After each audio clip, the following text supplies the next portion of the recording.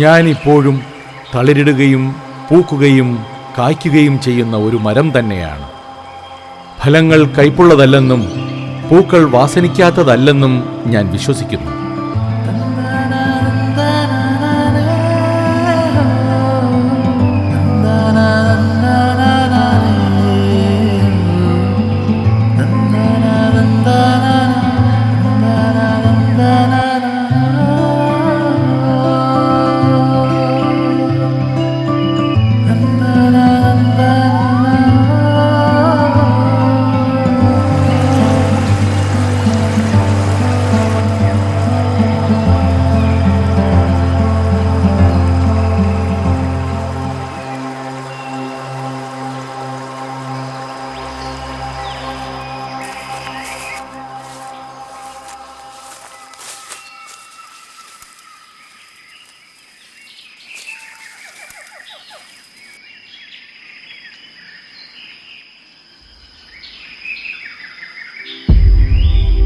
സംഘകാലത്ത് മരങ്ങളും ദൈവമായിരുന്നു.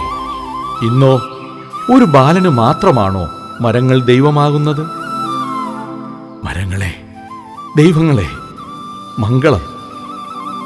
മരങ്ങളെ, മനുഷ്യർക്ക് പ്രാണവായു നൽകുന്നത് നിങ്ങളാണ്. മനുഷ്യർക്ക് മഴ നൽകുന്നതും നിങ്ങളാണ്. മനുഷ്യർക്ക് ഭക്ഷിക്കുവാനുള്ള ഫലങ്ങൾ നിങ്ങൾ നൽകുന്നു. നിങ്ങൾക്ക് നിലനിൽക്കുവാനും മനുഷ്യർ എന്തെല്ലാം നൽകുന്നു. അതെ, മരങ്ങളും ദൈവങ്ങളാണ്. ഭൂതകാലത്ത് എനിക്ക് ഭ്രാന്തുണ്ടായിരുന്നു. ഭ്രമകൽപ്പനകൾക്കും കുറവില്ലായിരുന്നു. പൊള്ളുന്ന വെയിലിൽ വിയർപ്പിൽ കുളിച്ച് നാട്ടിൻ പുറത്തൂടെ അലഞ്ഞു നടന്നു. മനസ്സിൽ വല്ലാത്ത വിഭ്രാന്തിയുണ്ടായിരുന്നു. ഞാൻ നടക്കുന്നത് ഒരു കുഗ്രാമത്തിലൂടെയാണ്. നടക്കുന്നു. അവിടെ ഒരു കുളം കണ്ടു. വെള്ളത്തിന് കാവി നിറം. പെട്ടെന്ന് എനിക്ക് തോന്നുന്നു, ആ കുളം നിറയെ കാണുന്നത് മനുഷ്യരുടെ ചോരയാണെന്ന്. അവിടെ ഒരു കൂട്ടക്കുരുതി നടന്നിരിക്കുന്നെന്ന്. ഇത് കൂട്ടക്കുരുതിയുടെ കാലമാണ്. ശവങ്ങളൊക്കെ ആ കുളക്കരയിൽ നിന്നും വാരി മാറ്റിയിരിക്കും. മരണം, മരണം, എങ്ങും മരണം തന്നെ.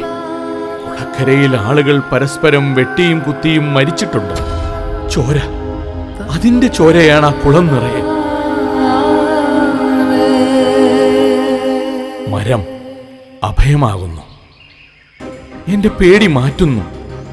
പുസ്തകവും പിടിച്ചുപോയ കുട്ടിക്ക് ഒരു ഉൾവെളിച്ചം കിട്ടിയിട്ടാകാം എല്ലാ മരങ്ങളിലും ദൈവം ദൈവം എന്ന് എഴുതിക്കൊണ്ട് നടക്കുന്നത്. ഞാൻ ഉറപ്പിക്കുന്നു, മരങ്ങളും ദൈവങ്ങളാണ്. അതിനും അപ്പുറത്ത് പരമകാരുണ്യവാനായ സകലത്തിന്റെയും സൃഷ്ടികർത്താവായ നാഥനായ ഒരു ദൈവമുണ്ടെന്ന്.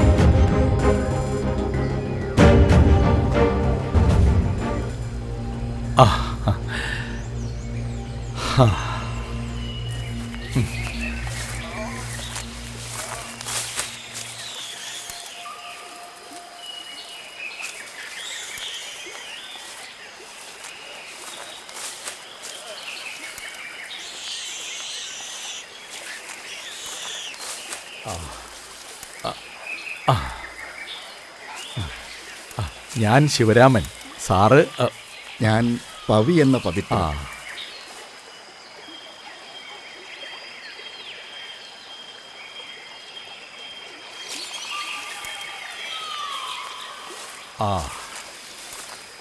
പവി എന്നാൽ വജ്രായുധം, പവിത്രമെന്നാൽ പരിശുദ്ധമായത്.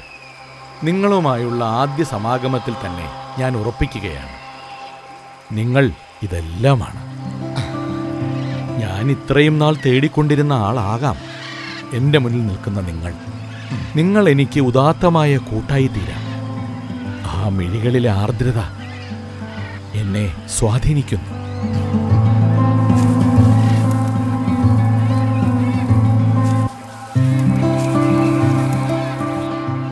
മുന്നോട്ടുള്ള യാത്രയ്ക്ക് ഒരു കൂട്ടാളിയും കിട്ടിയല്ലോ. നമുക്കൂടെ അല്പനേരം വിശ്രമിച്ചിട്ട് പോകാം. ഞാനൊരു ചിത്രകാരനാണ്. ഞാനൊരു എഴുത്തുകാരനാണ്. ഈ കാട്ടിനുള്ളിലെ ഊരുകളെക്കുറിച്ച് കഥ എഴുതണം.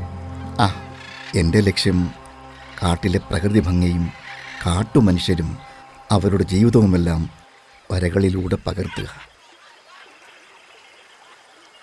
ഞാനും പവിത്രനോടൊത്ത് കൂടാം. ഇതിൽ പരം ആനന്ദം വേറെ കിട്ടാനുണ്ടോ? ഞാൻ ചിത്രങ്ങൾ വരയ്ക്കുമ്പോൾ അങ്ങ് കാടിൻ്റെ മക്കളെക്കുറിച്ച് കഥ എഴുതും. നിങ്ങൾക്ക് ആത്മീയ കാര്യങ്ങളിൽ താല്പര്യമുണ്ടോ? എഴുത്തിനും വായനയ്ക്കും അനുഭവങ്ങൾ തേടലിനും ഒപ്പം രാപ്പകൽ ദൈവത്തെ അറിയാൻ ശ്രമിക്കുന്നു. അതെൻ്റെ ഉള്ളിൽ വിശുദ്ധി നിറയ്ക്കുന്ന അനുഭവമാണ്.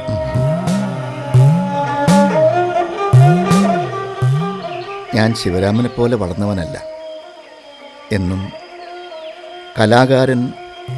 കലാകാരനാകണമെങ്കിൽ കുറച്ച് മോശം വഴികളും ആവാമെന്ന വിഡ്ഢിത്ത വിചാരം ഉണ്ടായിരുന്നു. എന്നാൽ ഇന്ന് ഞാൻ ആകെ മാറി. ദുർനടപ്പെല്ലാം നിർത്തി. ഞാൻ പരാജിതനല്ലെന്ന് അറിയുന്നു. ഞാൻ ചിന്തകളാലും പ്രവൃത്തികളാലും കർമ്മനിരതൻ തന്നെയാണ്. പ്രിയ സഹോദര, നിങ്ങൾക്കും എന്നിലേറെ മാറ്റങ്ങളുണ്ടാക്കാനാവും. നമുക്കതിന് കഴിയും. ഈ മനസ്സു തന്നെ ഏറെ പ്രതീക്ഷയ്ക്കിട നൽകുന്നതാണ്.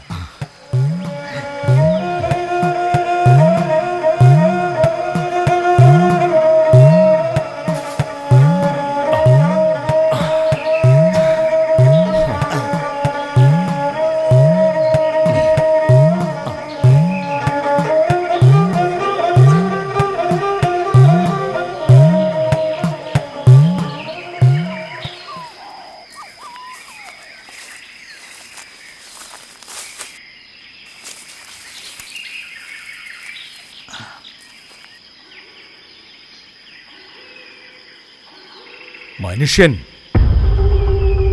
ഈ കാണുന്ന മലകളെ നശിപ്പിക്കുന്നു. മരങ്ങളെ കൂടുതൽ മനുഷ്യർ വെട്ടി വീഴ്ത്തുന്നു. പുഴകൾക്കും വിനാശമുണ്ടാക്കുന്നു. ഈ പ്രദേശങ്ങളെ കോൺക്രീറ്റ് കാടുകളാക്കി മാറ്റുന്നു. പ്രകൃതിയുടെ അനുഗ്രഹ വർഷം നമ്മിൽ ചൊരിയുമോ? മനുഷ്യൻ എന്തൊക്കെ വിദ്യകളാണ് നേടിക്കൊണ്ടിരിക്കുന്നത്! നന്നാകാനുള്ളതോ നശിക്കാനുള്ളതോ?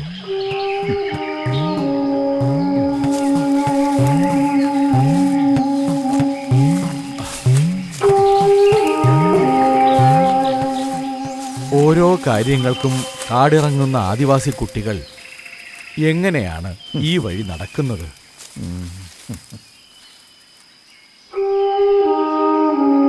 പ്രകൃതി, നീ എത്ര മനോഹരി! പവിത്രൻ എന്താണ് ചിന്തിക്കുന്നത്? അല്ല, അങ്ങ് പറയണം. കഥ എഴുത്താണോ ദൈവത്തെ അറിയലാണോ കൂടുതൽ ആനന്ദം? രണ്ടും. എല്ലാം അനശ്വരനായ ദൈവത്തിൻ്റെ മഹിമാവിശേഷം. അറിയേണ്ടതൊക്കെ അറിയേണ്ടതുപോലെ അറിഞ്ഞാൽ മതി. അതെ, ഇനി നമുക്ക് നടക്കാം. നമുക്ക് രണ്ടാൾക്കും ഇന്ന് കാട്ടുവാസികളുടെ ഊരിലേക്ക് പോവണ്ട. രാത്രി തങ്ങേണ്ടത് കുറച്ചു മാറി ഒരു ഉയർന്ന പാറയുടെ മുകളിൽ പരന്ന പ്രതലത്തിലാണ്. താഴെ കിടക്കുന്നത് ബുദ്ധിയല്ല, കാട്ടുമൃഗങ്ങൾ എല്ലും തോലുമാക്കും.